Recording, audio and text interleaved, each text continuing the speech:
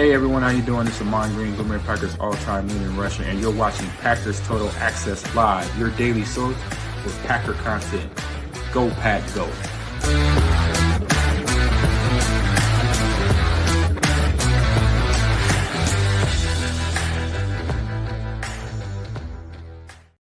What's up, guys? Welcome into Packers Total Access. My name is Clayton.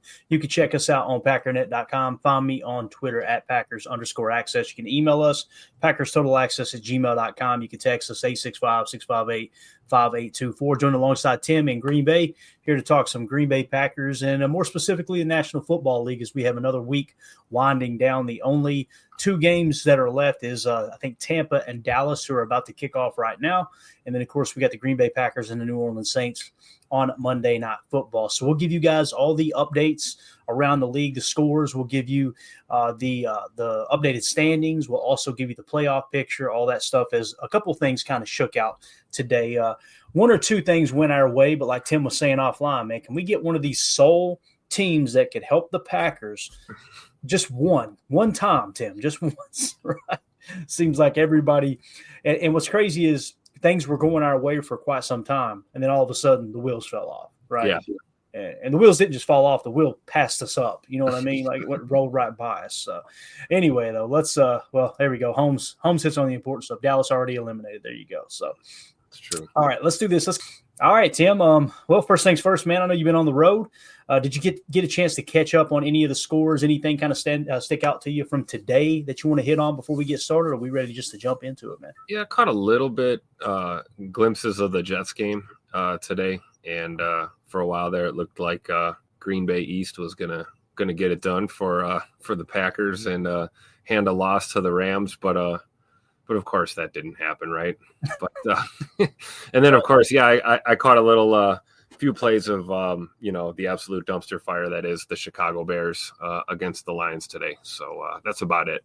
So I'm looking forward to breaking down the rest of this. Get me caught up here, Clay. I got to get up to speed.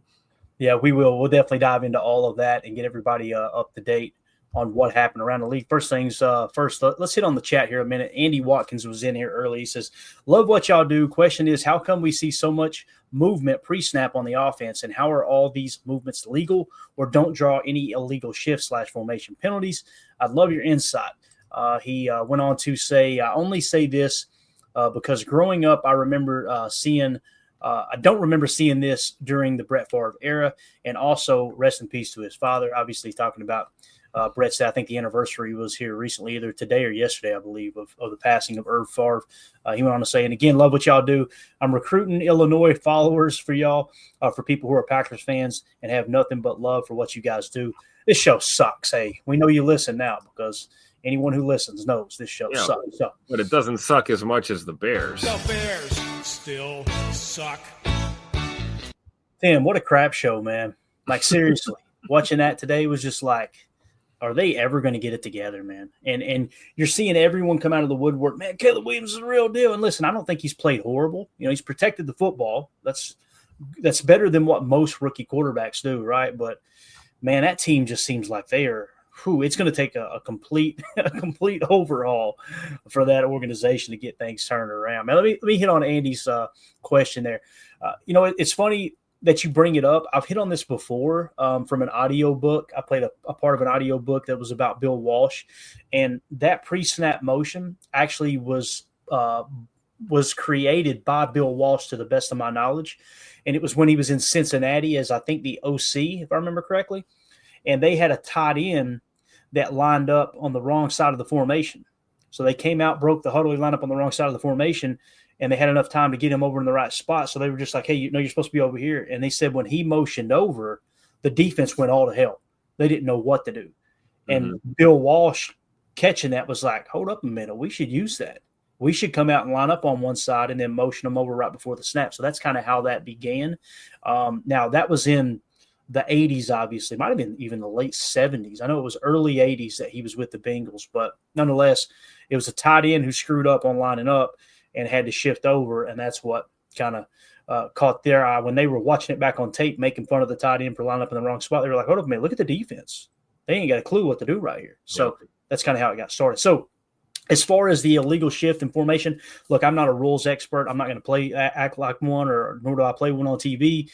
But 2 players cannot be shifting at the same time, is my understanding, right? And you've got to make sure you've got enough players on the line of scrimmage to meet the rules, all that stuff. So there are times when illegal shifts and illegal formation, penalties occur. I feel like Matt LaFleur's done a hell of a job with that, Tim, and keeping that stuff harmless. You know what I mean? I think we've had maybe one of those called on us this year. Mm-hmm. Maybe once or twice an illegal motion or an illegal shift. Sometimes you get out of sync, or sometimes you don't have your personnel right. Like certain guys have to be lined up on the ball versus guys that aren't, that kind of thing. So I'm not a rules expert either. I will not pretend to be. But I do know that's the right train of thought, right? It has to do with who's moving, one guy at a time, and then where you're lined up, I guess, for the most part. Right. And you can't, like I said, you can't have 2 guys moving when the ball is snapped, right? You can only have 1 guy moving when the ball is snapped. That's the big thing that people screw up on, is they'll start a shift, that shift won't complete, another guy will move, then they'll snap the ball, 2 guys moving, that'll trigger a penalty. You can't have multiple guys moving there. So, but yeah. Anyway, hopefully that answers your question there. I think that the Packers do a really good job keeping the penalties in check in that regard, especially with the youngest team in the league there. So AFAM in the chat saying 2 players can be shifting as long as they are set for 1 second. So you do see that sometimes, right? You'll see a tandem movement, and then they both have to be set before the snap, right? Yeah, and that's why I'm talking about is like I was talking about at the point of the snap. Sure. Right. Yeah. You can't have 2 guys moving at the point of the snap. You can have 1 guy with that, what we call a cheat motion, right? Yep.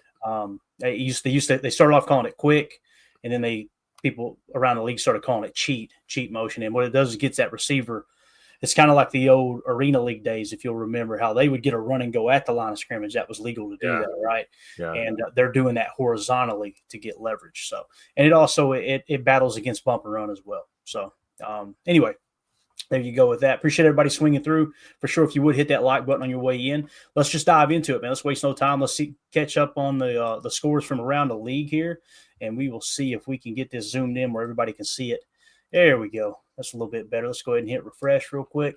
And let's just go around the league. Trying to think of which games ended first. I think the Giants were an early game, if I remember correctly. Yeah. So let's just go right down the list here, Tim. The Giants at the Atlanta Falcons, man. Michael Penix Jr. Came out, balled out, right? Led them to 34 points. I don't even know what he finished with on the stat line. I'm sure it was a pretty decent day. 18 of 27 for 202. Actually, he threw a pick. I thought he had better numbers than that. But a lot of defensive scores for Atlanta in this one, I think, too. Is that what it was? He had a couple defensive scores. Yep. I seen him interviewing him at the end of the game, and every time I looked at a play during that game, it was like, man, Michael Penix looks like he's built for this. And I immediately went back, like we do on here all the time. I went back to the draft board, and this is the order that I had the quarterbacks in for the draft. Caleb Williams, Drake May, Jaden Daniels, then Michael Penix Jr. Okay. Then I had Bo Nix and J.J. McCarthy. So I had them in that order there. It honestly seems like, Tim, those top 5 quarterbacks were hits. I think Caleb was a hit. I really do. I don't think he's a bust by no shape. Now, again, will he continue to, or will he become a leader of that team? That's the question, right? No, it's Chicago. Come on now.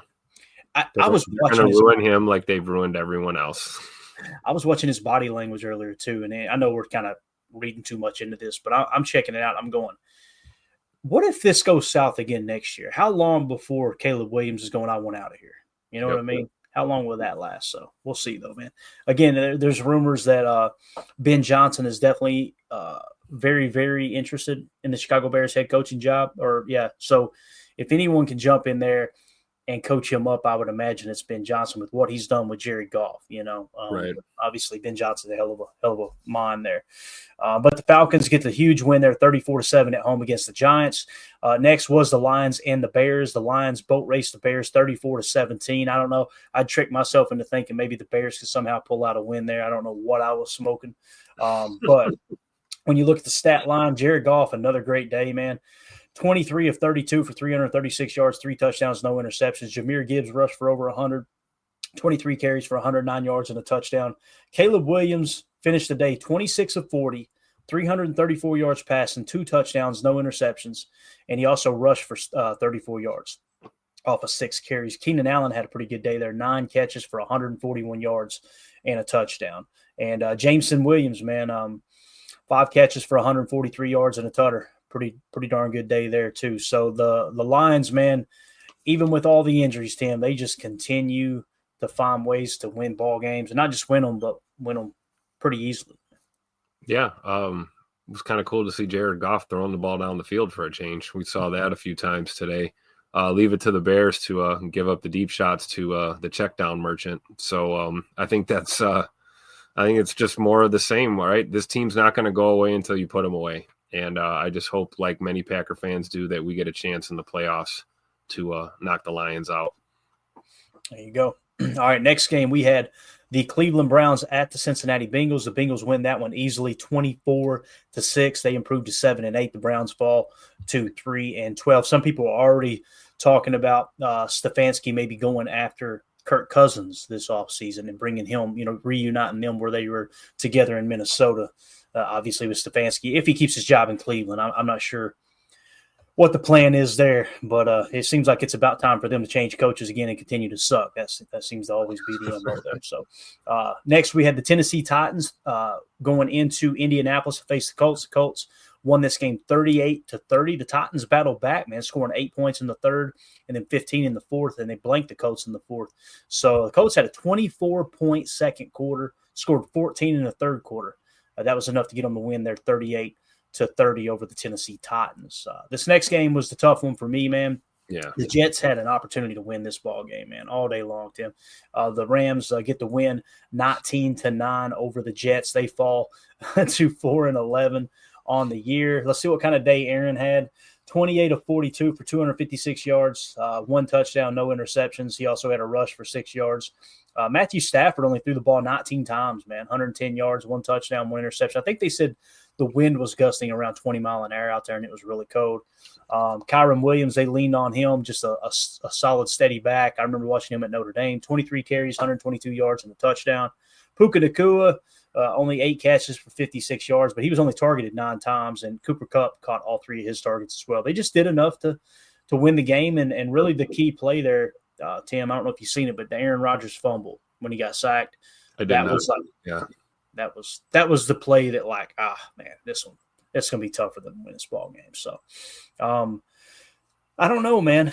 How do you feel about Aaron Rodgers returning to the Jets next year, man? Since we're on the topic, you think he's going to go back to the Jets? Do you think he's going to retire? Do you think he'll play somewhere else, man? What are you just feeling in your gut here? He's an enigma, What are you gonna? I see what you did there.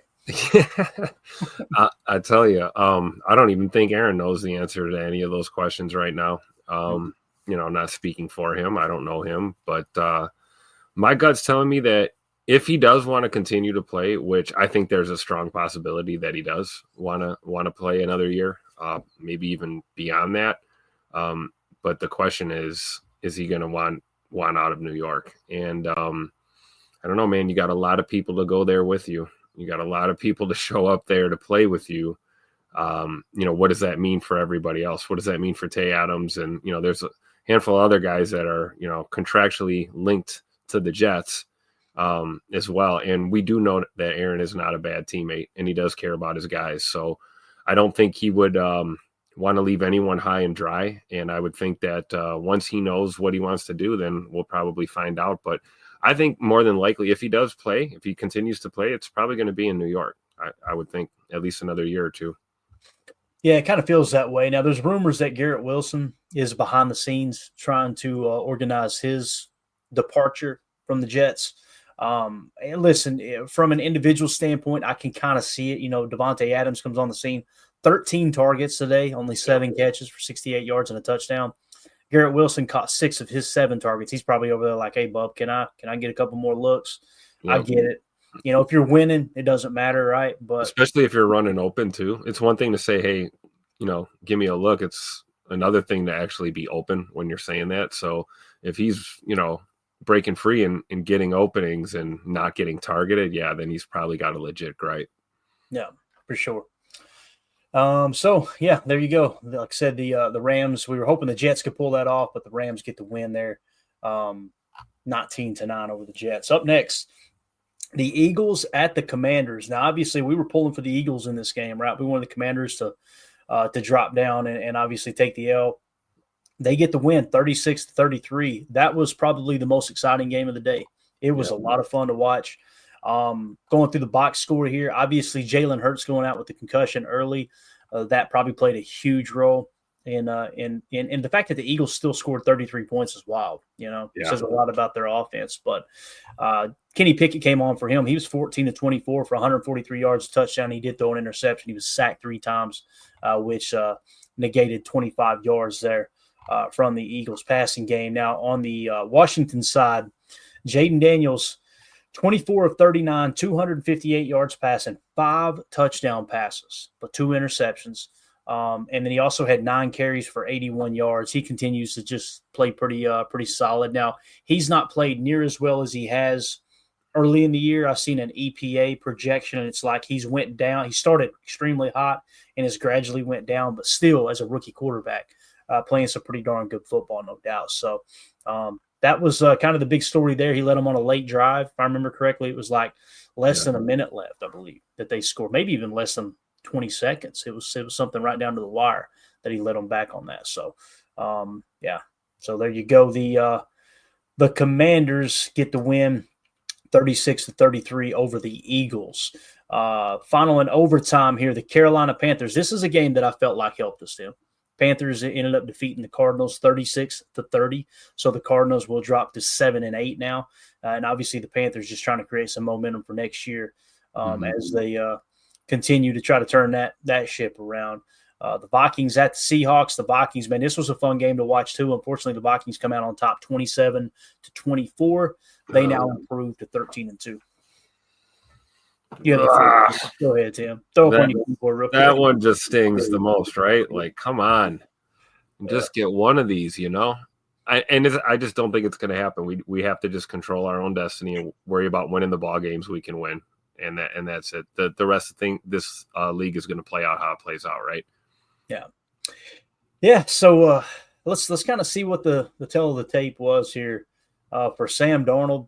22 of 35 for 246 yards and 3 touchdowns. There was a couple of different plays in that game that he showed extremely high FBI, football IQ. And I was just over here going, hey, look, you got to give credit where credit's due. There was one time where he took a sack late in the game. I know many quarterbacks would have continued to scramble and try to throw that ball and complete it. He knew the situation at hand and was going to try to give his guys the best shot to win. So they just continue to win. Now, if you were to just look at this globally, and this is not a good way to look at the NFL, you could look at this game from a Packers standpoint, though, and say, all right, Green Bay boat raced the Seattle Seahawks, right? And the Vikings barely inked out a win, okay? Both of them were played at Seattle, so they did have that home field advantage, so it is kind of comparing apples to apples. That would kind of give you a little bit of hope, like, okay, this Packers team now probably playing better football than the Vikings team. But you know how it is, man. Every week it's a different matchup. It's a different game planning session. People are going to throw wrinkles in. They're going to change up, and you never know what's going to happen on any given Sunday. But the Vikings sitting at 13-2, Tim, you can't shun that, man. That's something that's real, right?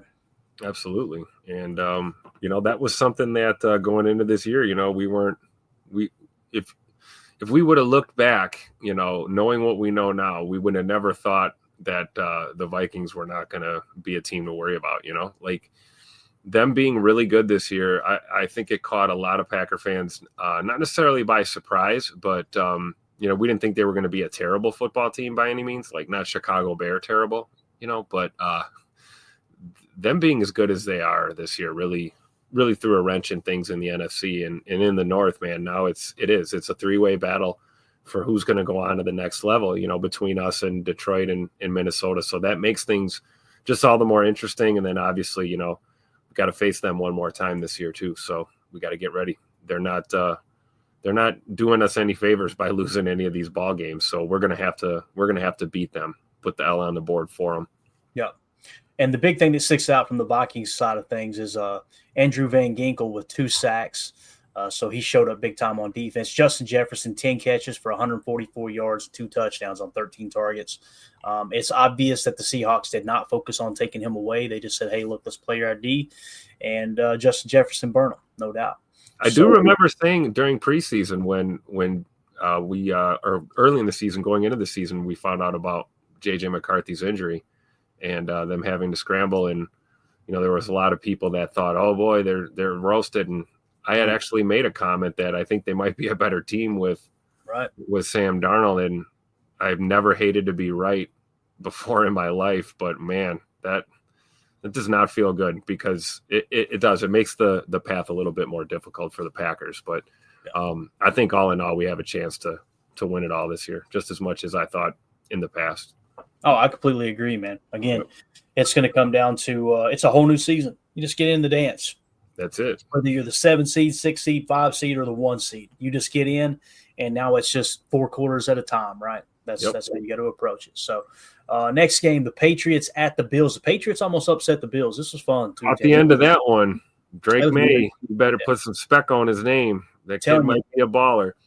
He is now. Obviously, they lost 24-21, but there's a lot to be excited about if you're a Patriots fan from the quarterback standpoint. I don't know if Gerard Mayo is the head coach of the future. I think they will keep him around at least another year to see if he can turn it around. He was kind of that, that coach in waiting that they had handpicked behind Belichick. And obviously, he played for Belichick. He was a middle linebacker back in the day for Belichick. I think it was right around the early 2010s, if I remember correctly. But yeah, Drake May, 22 of 36, 261 yards passing, 2 touchdowns, 1 interception. It seems like the game is not too fast for him. He's going to make mistakes. Every young quarterback does. But yeah, it seems like he's going to be a good one. I think he will be. He has that factor that we talk about Jordan Love having, where you're going to make mistakes. Just don't let them eat you alive and distract you from what you need to do on the next play. And we saw that with Drake May at the end of that game. I mean, he had mistake after mistake and responded and almost got him back in there and stole a win there. Yeah. And the big thing that sticks out here, you hear about Josh Allen, how he carries the team. This team ran the ball 28 times for 172 yards. The Buffalo Bills did. And it was a chilly day up there, obviously, in Orchard Park. But James Cook, 11 carries for 100 yards and a touchdown. Ty Johnson averaged 5 yards a pop, 6 carries for 30 yards. Josh Allen carried it 6 times for 30 yards. And Ray Davis, sweet baby Ray Davis, not a good number, but my boy had 5 carries himself there for only 12 yards. So that was a guy we had our eye on in the draft as well, right? Sweet baby Ray was fun to watch at Kentucky, man. Yeah, sure was. And he's got a great story too behind him. Which if you dig a little bit during draft time, you'll find a lot of guys like that where you find yourself rooting for them on other teams for sure. Yep. All right, next game, the Jacksonville Jaguars at the Raiders. The Raiders win the Toilet Bowl 19-14. We'll just move it along here, and then you think God never farted? In other news, the Dolphins improved to 7-8 as they defeat the 49ers 29-17. The 49ers are officially eliminated from the playoffs this year, Tim. Tell you, man, I was watching that game.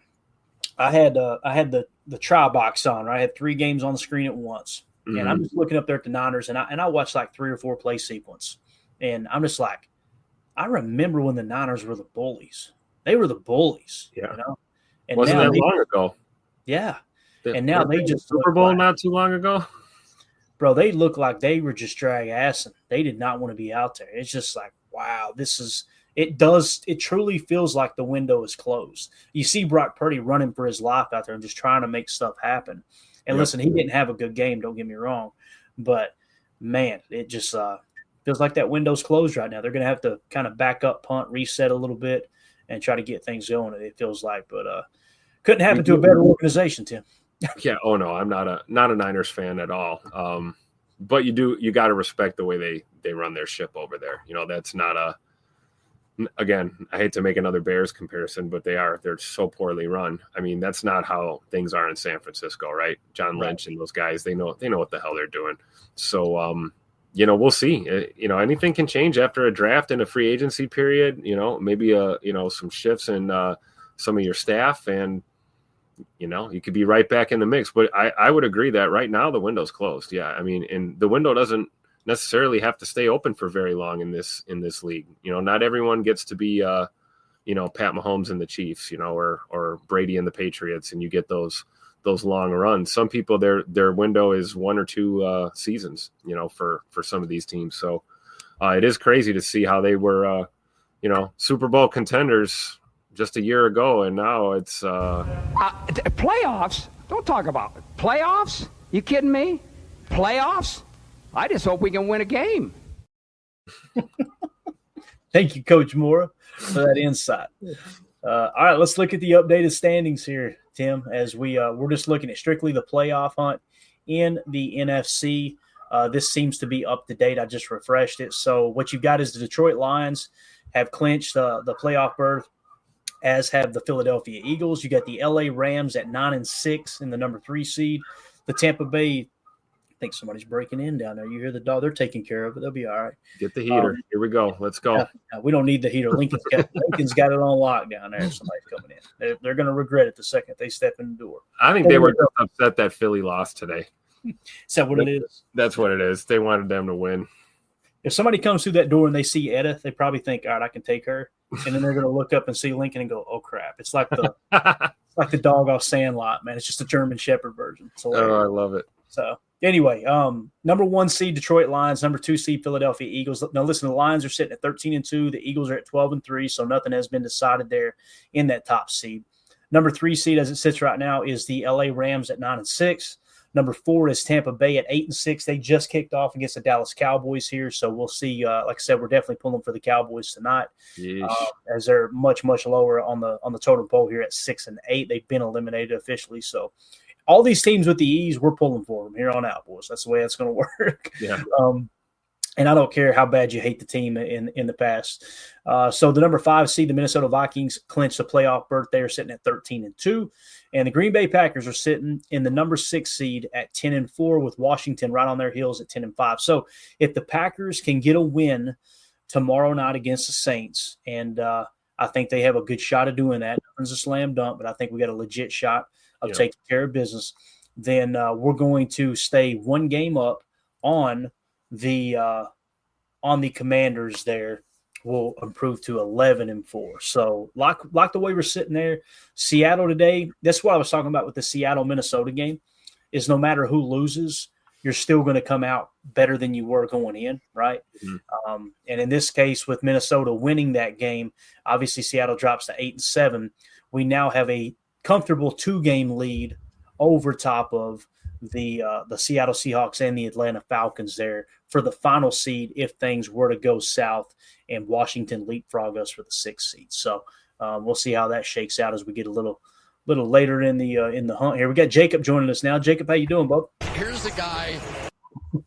I'm doing great, guys. Had a good day at work. Have a new job that I'm blessed to be able to have the red zone in my ear and nobody gives a darn. I was listening to these games all day, bro. That's awesome.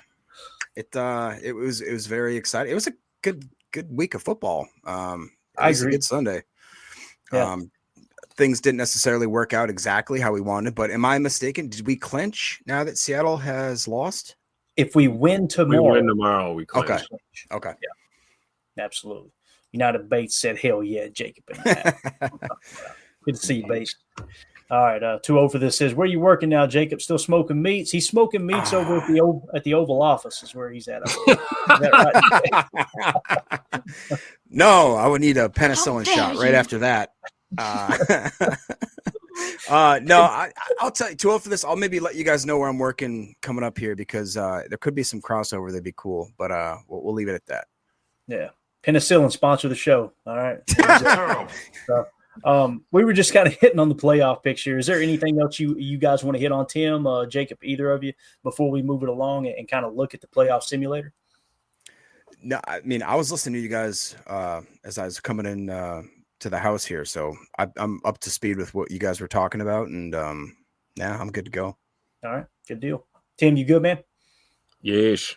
All right, good deal. Let's move it along to the playoff simulator, and we'll kind of see how things may or may not shake out here in the next day or two. We'll try to get this to where y'all can see it pretty decently.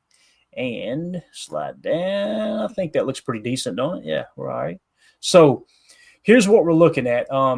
Tomorrow, obviously, all these games have been registered other than the Tampa Bay and Dallas game. So let's just take a look. If Dallas were to win that game, let's see if anything changes in that sense. You got Tampa Bay as the 4 seed right now at 8-6. If Dallas were to beat them, Atlanta jumps to the number 4 seed, okay?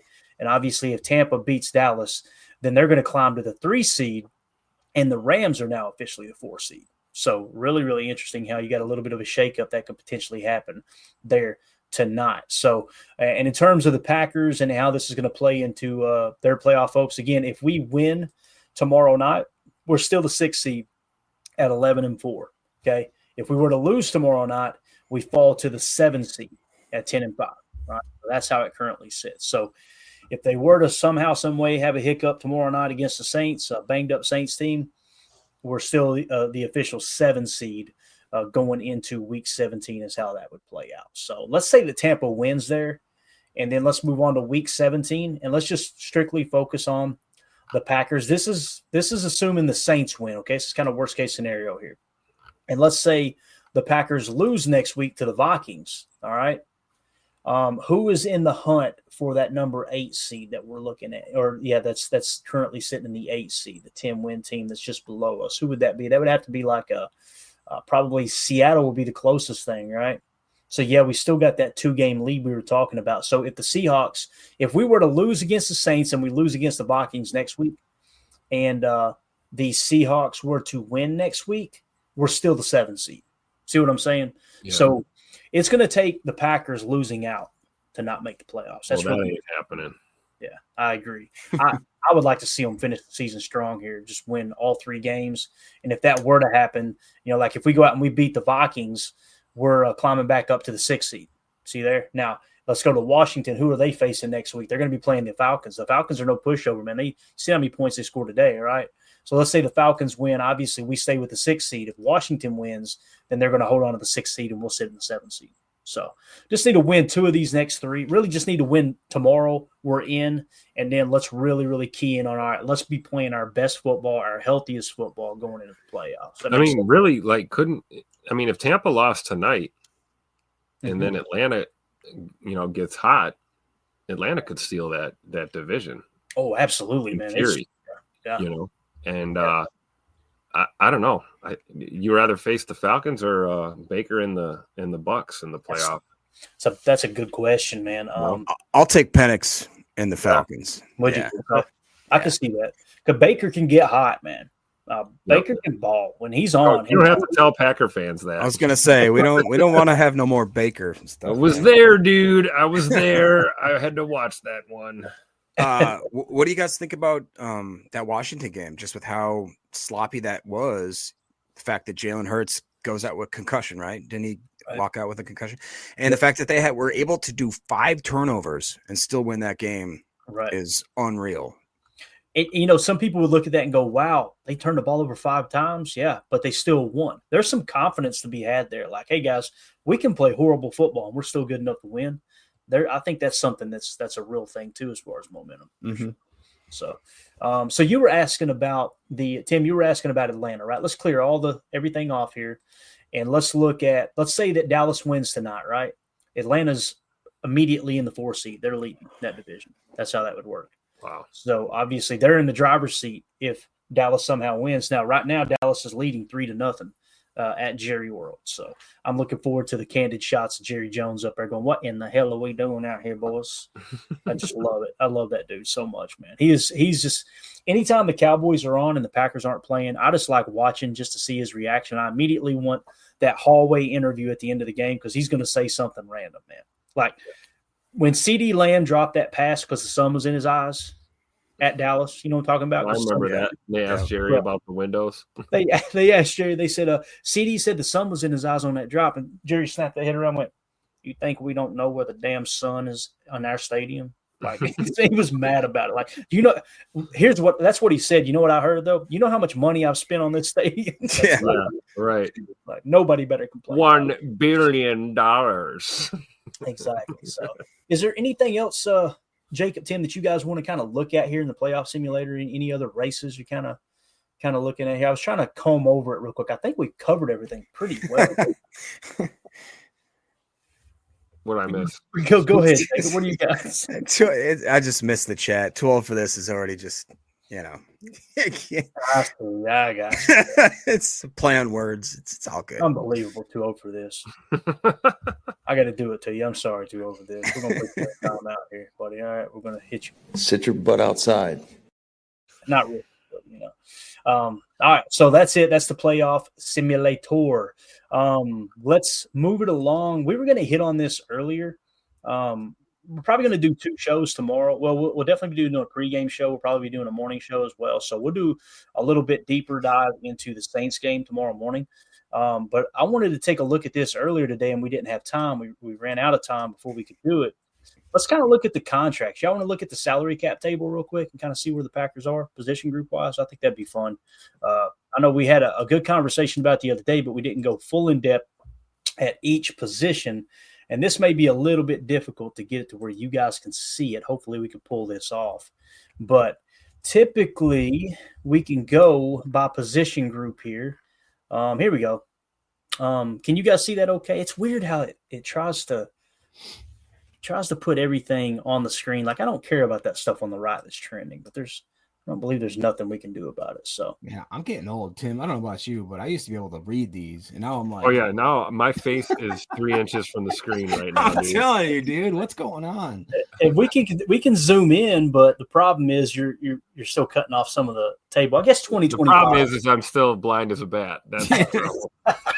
2025 is probably the most important thing that we want to look at. It's kind of looking ahead at each position group. Does that make sense? So these are cap hits. All right. So Jordan Love this year on the cap is $20.7 million. Next year it jumps to $29.7 million. All right. Malik Willis next year only $1.4 million against the cap, so he'll jump a little less than $300,000 next year. So your quarterback room is set next year. Now, I could see a slight scenario where if a quarterback the Packers love were to fall in the draft, and I'm not saying the first round, but let's say they look up in the 3rd round, they got a quarterback with a 2nd round grade. I wouldn't be surprised if they drafted him and then tried to shop Malik Willis, seeing it's the last year of his contract, right?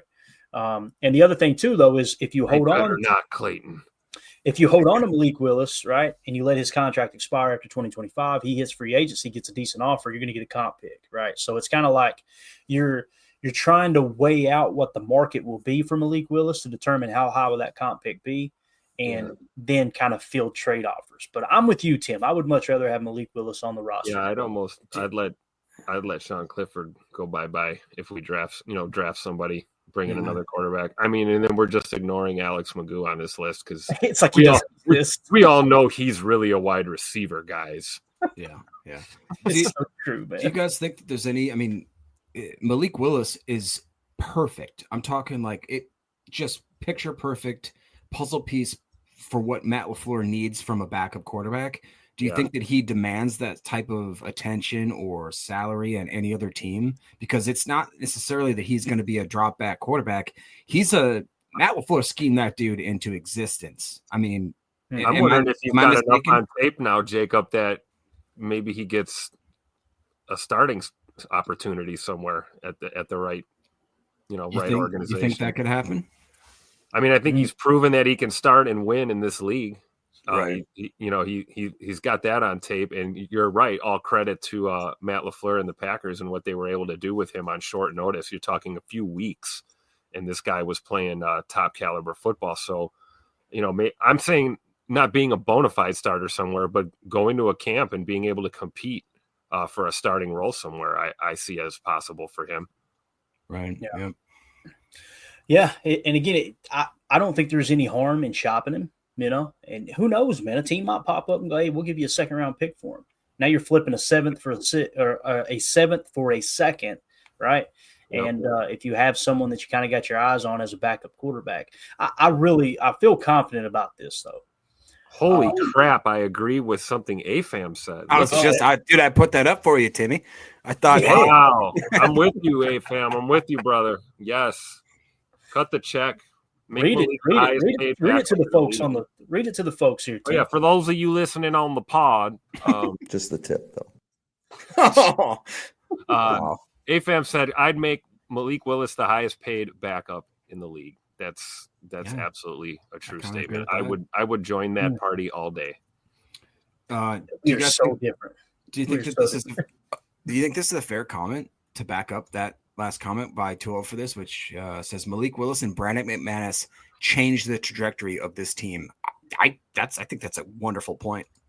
I was I just really getting do. ready to say. I was going to say Josh Jacobs changed the trajectory. Yes, Josh Jacobs X, but two guys that we don't talk about a lot. Brandon McManus complete. I mean, I don't know if y'all saw, but Brad Narveson was out there kicking again today. Yep. Shanked it. Yep. And Anders Carlson was shanking kicks too. Yeah, Anders Carlson is still pushing right. I felt bad. I tweeted it out like a dumbass. Excuse my language, but I said, "Man, I feel bad for this guy. I got roasted. I don't feel bad for him. Boom, roasted. Screw that guy." I was like, "All right, I'm sorry. I'm going back into my hole here. I ain't saying another word." No, I think it's a pretty fair statement, right? McManus is McMoney. That's what he is. He's McMoney. You know, especially anything inside of 50, which is honestly that's where we need him to kick. Yep. I don't want us in a situation where we need some 58-yard field goal, you know, to try and win a game. Put him in a situation where, you know, you're within his range and he's going to split the uprights. Yeah. CJN said, "Yes, you did, Clayton. Yeah, appreciate you defending me today, CJN. Got me battered out there on social media. Wasn't fun. I'm scarred. You heard me. Now here's what I'll say about Malik Willis. What you were just talking about, Jacob. As you guys were talking and Tim was talking about making Malik Willis one of the highest paid backups, I'm going, no. That's what I'm thinking in my mind. But then as you made that comment about it changing the trajectory of the season, Sean Clifford does not win those ball games. No. I feel confident saying that. No, I don't think that's that. Yeah. I don't even think we call those type of games with Sean Clifford as our backup. I think exactly. I think we'd be in a situation where Matt would feel like he'd have to basically, you know, call himself into a victory, you know, with a game tailored for Sean Clifford, which would basically be a watered down game that you would call for Jordan Love probably. Whereas Malik Willis gave us that ability with, you know, combined with the running game that we could just hit those little short passes, build off the run, put points on the board, nothing crazy, nothing fancy, and get wins. I agree. I don't think Sean Clifford wins those games. I don't. Yeah, I love his trash talking on the sideline. Don't get me wrong. He's notch. But all right, for those of you listening on the pod, that's going to do it for hour one. We will see you on the other side for hour two. We appreciate y'all.